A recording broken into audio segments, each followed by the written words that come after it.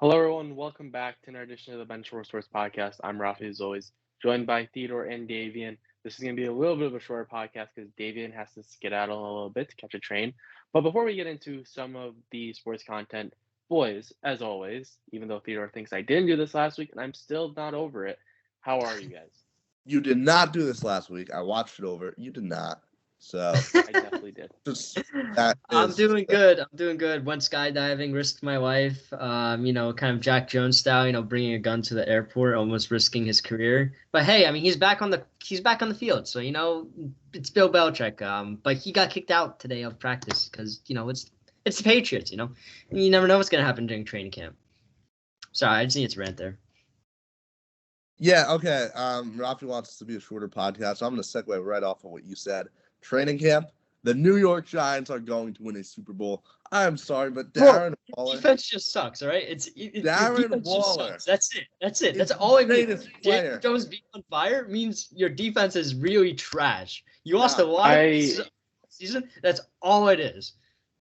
Darren Waller's a beast. He's unstoppable. Danny's on fire. Jalen Hyatt, wide receiver 1, offensive rookie of the year, taken to the bank right now. This team is going to be so good. The defense won't be elite, but it's not bad. It's just they're getting outplayed by our offense because our offense is incredible. Saquon's ready to go. I've never been more excited for a Giants season than the one right now. Davian, you might need to bring back out that hat because that's definitely Cap. Am I cool, guys? Still? That's just some Cap right here. No. Yeah. Not so, right here. Anywho, speaking of Cap, no, this makes no sense. Speaking of cups instead, Women's World Cup, Davian, you had the honor of being the one of us that got to watch the Women's World Cup game 3 of the group stage. Davian, what are your thoughts on the Women's World Cup team? I know Carly Lloyd had some very, very non-controversial words, which I completely agree with, by the way. So Carly Lloyd, I listened to her before. She said that whatever she said after the game, she said before the game too. So I agree with her a lot that there's a lot of distraction happening in the American women's team. But to say that this team's not trying to win, I think is a bit much. I think that the team's just completely disorganized. I think it's coaching. Somebody said it's like Larry Brown coaching the 2004 basketball men's Olympics team. I think it's exactly similar to that, where it's just you have talent, but you have very, very poor coaching. I stayed up at 3 a.m. I pulled all night from 3 a.m. to 5 a.m., right? I'm like, look, 3 a.m., right? I'm just laying in bed. I'm just watching the game. 4 a.m. halftime, right? You think I'm passed out. No, I'm standing up because the American woman played that bad. Look, I'll give credit where credit is due. Portugal played an amazing, amazing game. They had chemistry. They had the shots. They broke through the defensive line. They had speed. We had none of that.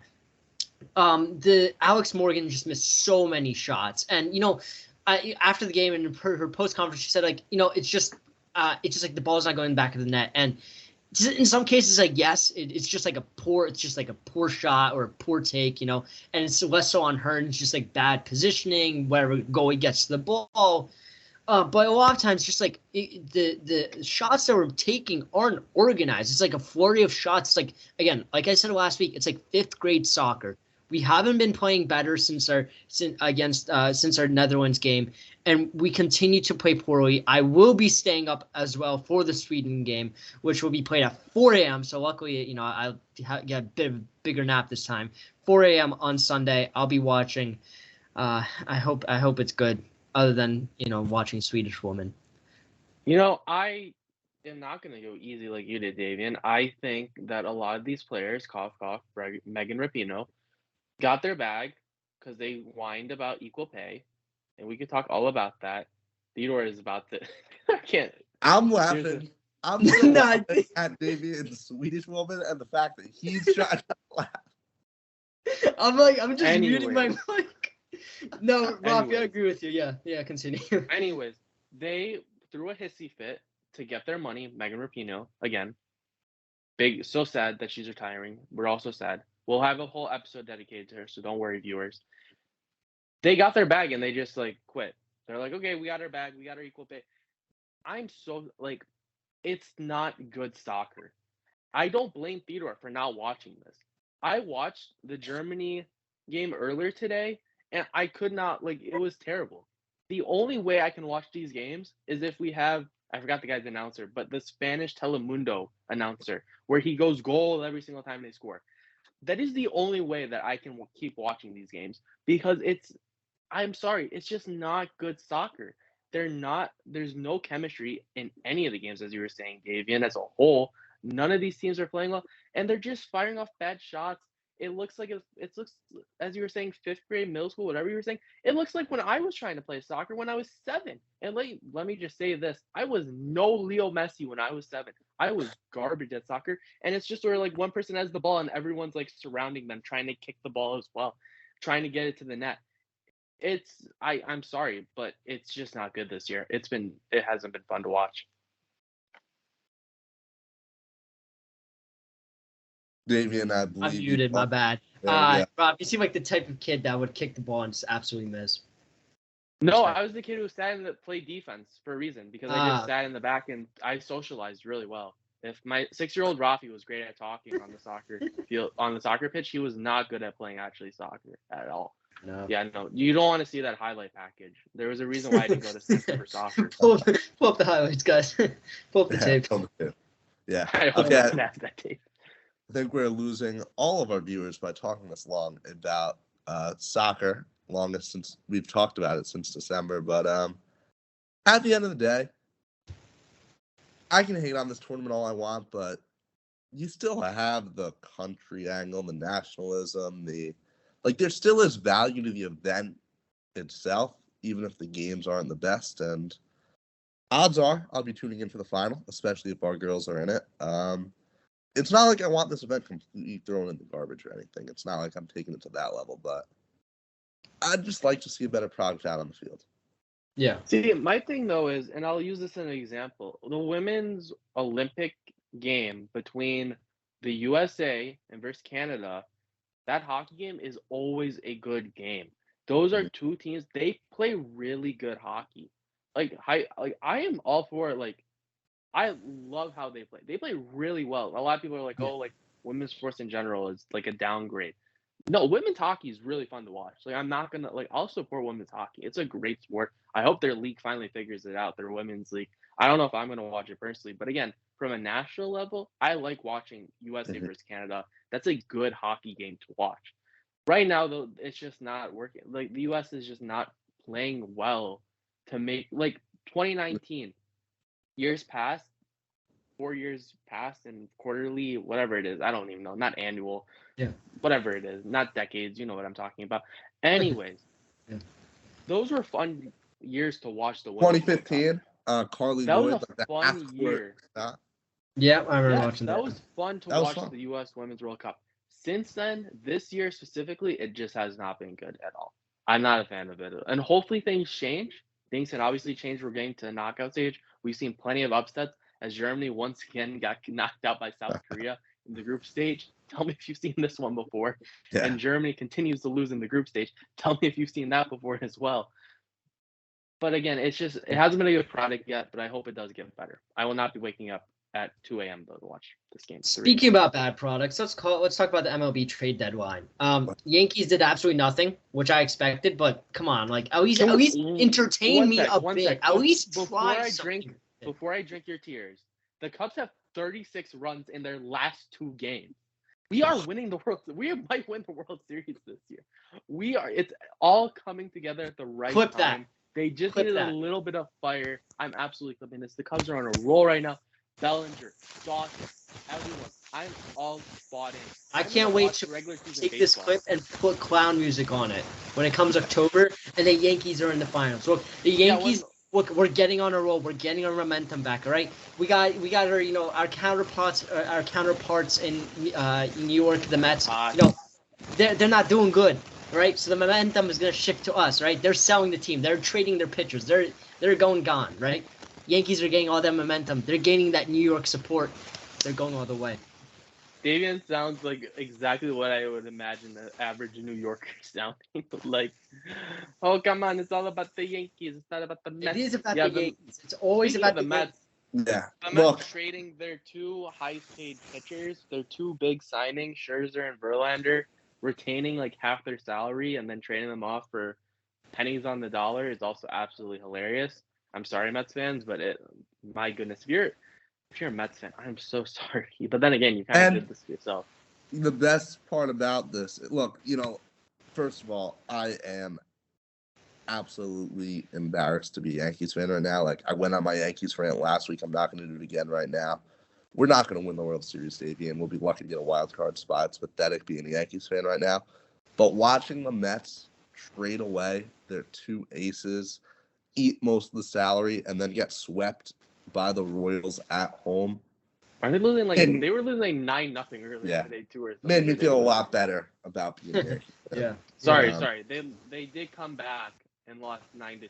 So my sincerest apologies to Mets fans who are currently racing to the comment sections to correct me. Oh, we didn't lose 9-0. We lost 9. Okay, buddy. We'll see about that. Of course, they'll get swept by the Cubs in a couple days when that series happens, right, Raffi? We know. Knowing the Cubs, they're probably going to let me down and get swept by the Mets, and I'm going to go into a week of mourning for the Cubs season. So, but until then, though, it's all about the Cubs, baby. The Cubs, we're rolling right now, and I will be watching some Cubs baseball over the next couple of weeks. I am completely bought into the Chicago Cubs. Boys, any big moves that really caught your eye in the MLB trade deadline? I know there wasn't really much. We kind of talked about the Mets trading away their two aces, but any notable moves that you guys liked as a whole from the trade deadline? I'm gonna be straight up. I was more so following the drama with Nathaniel Hackett than the MLB trade deadline. Like I don't know. Like I guess I was just like really not bought into it. I mean, teams are tanking, teams are selling. Like it just like I don't know. It's so hard to watch baseball, especially in July, August when nothing like especially July. August, things are ramping up for September, but July is just such a tough month to watch baseball. You mentioned selling too, and teams are selling and trying to tank, and again, we've had this conversation before, but it makes no sense why MLB teams are tanking. There is you are drafting players who will not play for you in 8 years. This is not like hockey. Hockey is like 3 years, and that can be crazy. But at least first round hit rate on prospects in the NHL, you see at least it's like 60-70% of those players wind up playing a somewhat of an NHL career. MLB, there are guys getting picked in the top 5, and you can just tell that, okay, this guy, out of these 5 players, and all likelihood 4 of them are never even going to get to AAA. Like, it's ridiculous. Oh, yeah. Like, it makes no sense to me why teams are trying to tank for a high draft pick unless there's a by far can't miss, like, this guy's literally going to be a pro next year or in 2 years. Unless you're going to be in the top 5, there's really not much of a difference between like pick 7 and pick 17. Exactly. The numbers even show it. Like the Yankees land studs in the 20s all the time. Aaron Judge. Russell Wilson was drafted before Aaron Judge. Right. And then you see the Mets draft, Kumar Rocker 10th overall, and the guy doesn't even sign for them. Like the MLB draft is just a complete mess, and I absolutely agree with what you said there, Raffi. One move I want to talk about, the NL West is kind of wild with the fact that I'm not going to accept the fact that the Dodgers are just going to run away with the division. Like I will not. No one wants to see that. But at the same time, I don't really believe in the Diamondbacks.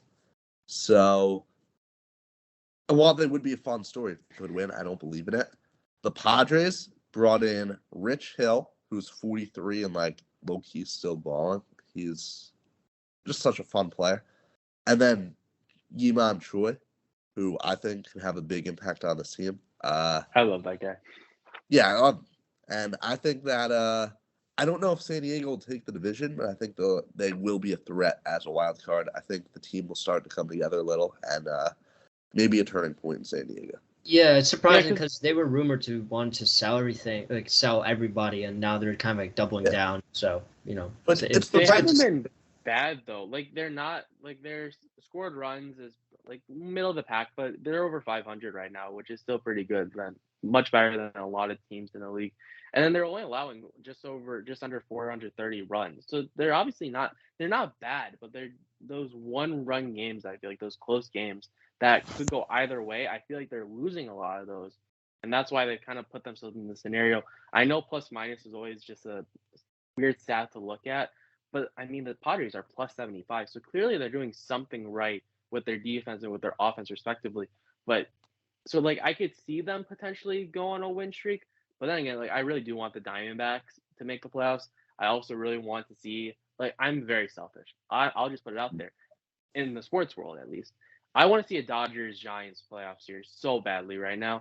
They're both neck and neck right now, and I could really go. Just like how I wanted a Devils versus Rangers playoff series in the first round of the playoffs, which I did get, I would love to see a Dodgers-Giants matchup in the playoffs at some point.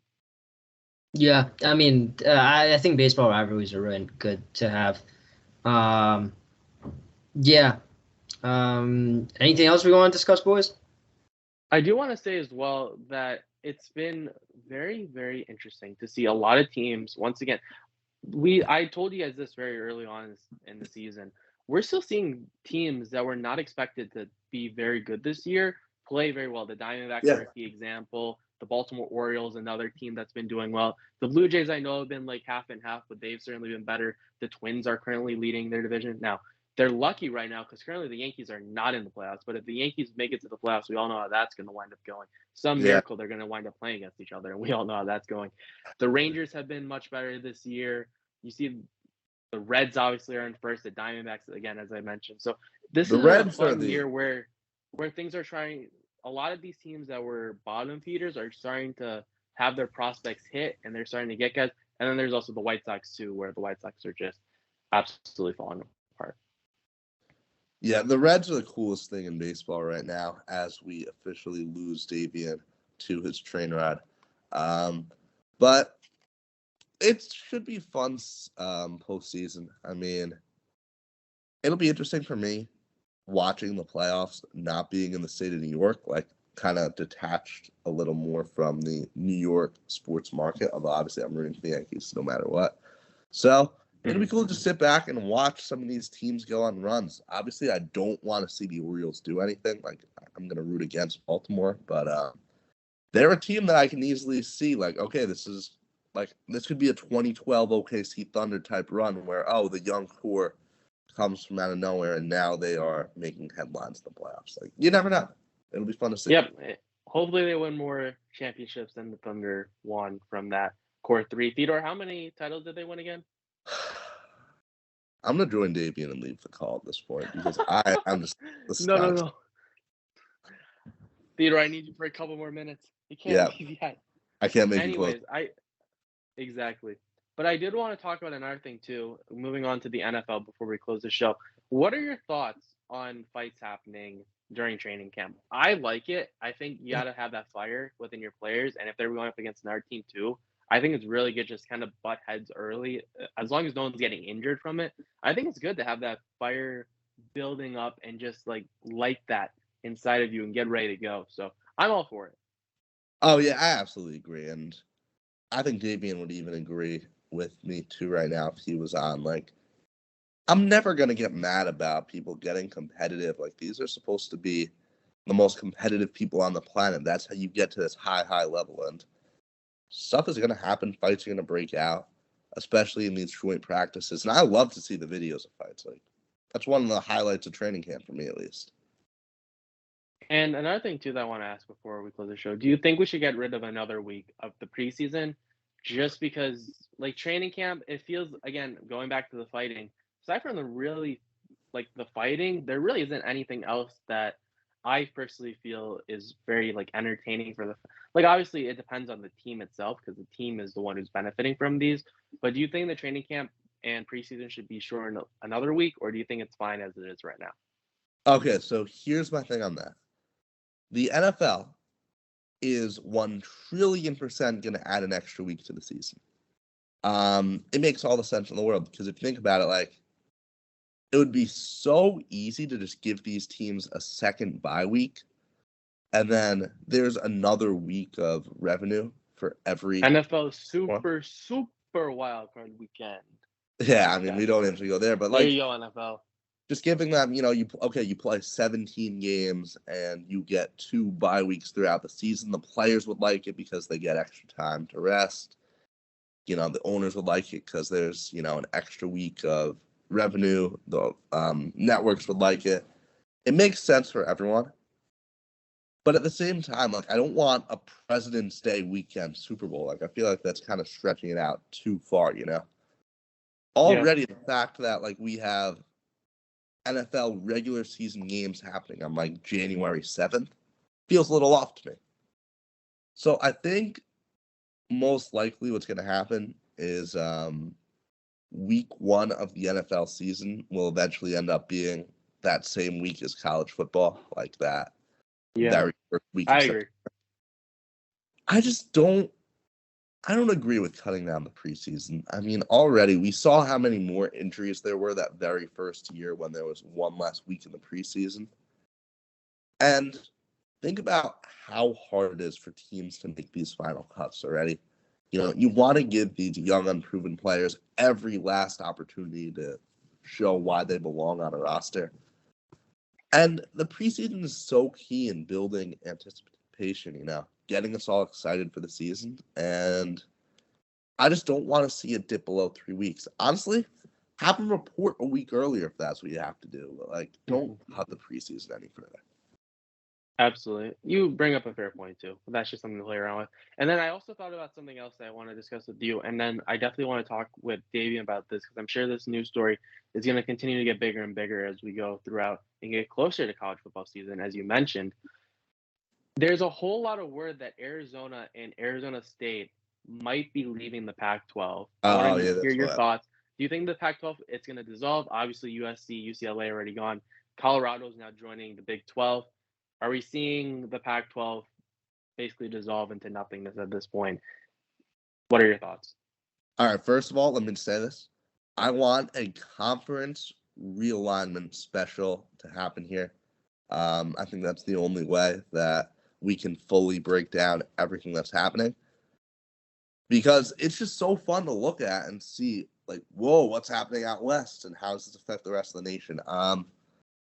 The Big 10 and the Big 12 are going to eat up the whole Pac-12 conference. I mean, there's no real other way that I can see it playing out at this point.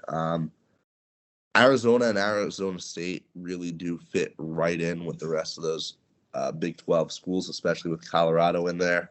It'll be a fun conference. And then we are going to see Oregon. We're going to see Washington. We're going to see Stanford and Cal all in the Big 10. I fully believe that. I was wondering this because I did see this from a reporter. I don't remember who they are, but I do give them credit, even though, once again, I don't remember who it was. They said Stanford and Cal would go to independence. And Cal football, I honestly don't think anyone's really benefiting from picking up Cal into their conference. And Stanford as well, too. You already have that game versus Notre Dame. I wouldn't be shocked if Stanford just decides to go independent as a whole in terms of football. I just don't see that because neither of them are good enough to make it as independents. Notre Dame can be an independent in football because they're really, really good. We like to clown on them for some disappointing seasons and all that, but they are a great program. Stanford, they're not going to win a national championship or even make a college football playoff as an independent. And Stanford and Cal both still, in my eyes at least, fit the model of a Big 12 school. You compare them, just demographic campus-wise to a school like Illinois or Purdue. Or Michigan's a little bigger, but you get the idea. They have the makings of a Big 10 school just out west. I think it gives you a 6-team Big 10 West Conference, and then I think the Big 10 will look to eat up ACC schools like Florida State's being rumored. So I just don't see any real benefit to either of those schools going as independent. I don't know why they'd want to do it. Yeah, but again, too, it comes down to, does anyone really want those markets? Obviously, the Big Ten is already getting that LA market with picking up UCLA, and then Obviously, Santa Clara, not as close to LA, but nonetheless, you're still picking up that market as well. So then at least kind of Stanford and Cal kind of in this limbo of then what's the value in picking them up? Obviously, you want to pick up Oregon. Obviously, you want to pick up Washington. Completely forgot about Oregon State. Yeah, they've Oregon had their good State years. and Washington State. They're both Right. they're both screwed. Like they are completely screwed. Yeah. They're like the Pac-12 at this point. It's gonna just become the Mountain West Conference, if you ask me. Like That's what I would think that if the Pac-12 keeps their name, it's going to be Oregon State, Washington State, Cal, Stanford.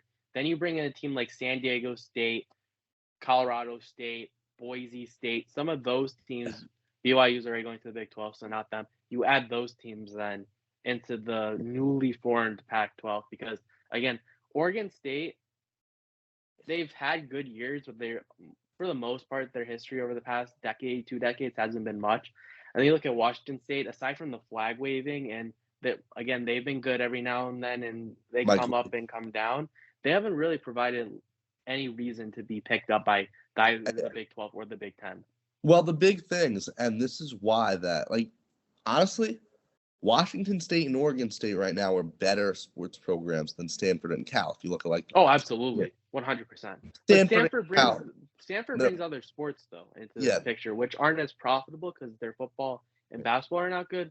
But I do agree with you. But it's name and money and history, and that is why Stanford and Cal will ultimately, I think, be okay, while Washington State and Oregon State will probably lose like their Power 5 status. So it'll be crazy to watch, and we couldn't even begin to really break down everything that's happening out west, and especially in the whole nation in this time of the end. But especially considering that I'm like at a football school now and getting ready to move in. You see the flag behind me.